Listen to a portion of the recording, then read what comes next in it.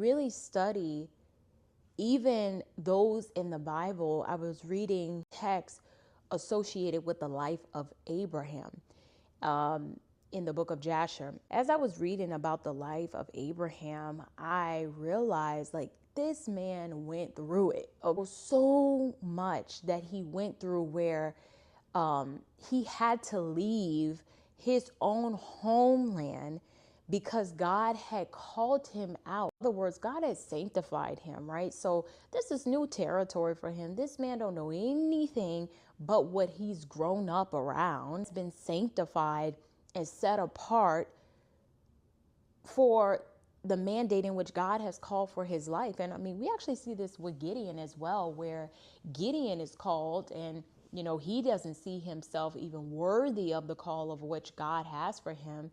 But he says yes.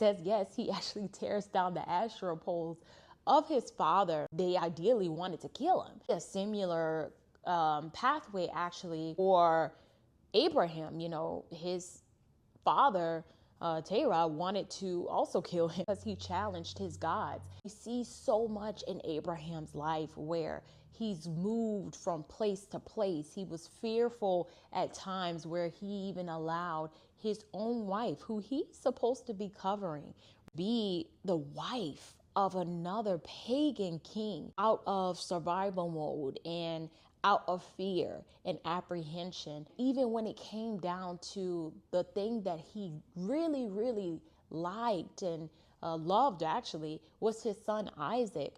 And the Lord tested him in a way that he had to sacrifice his own son. When you think about him sacrificing his son, you're like, wait a minute, what was Sarah's interpretation of this? Find out that with Sarah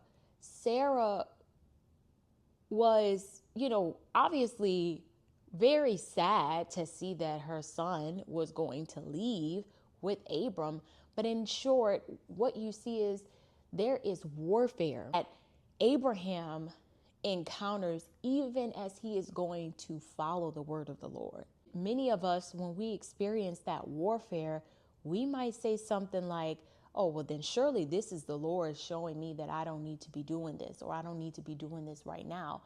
But it was the enemy that was sent, and the enemy was sent intentionally and strategically to deter Abraham from giving the sacrifice. Although God had already, of course, ordained that it was not going to be a sacrifice. However, it was a way of him testing what was in Abraham's heart.